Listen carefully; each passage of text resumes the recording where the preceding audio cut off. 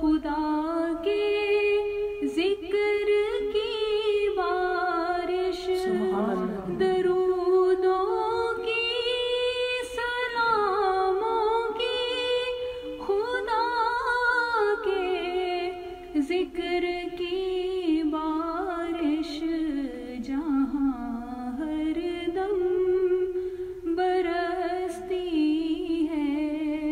Medina उसको कहते हैं जहाँ हरदम बरसती है। मदीना उसको कहते हैं।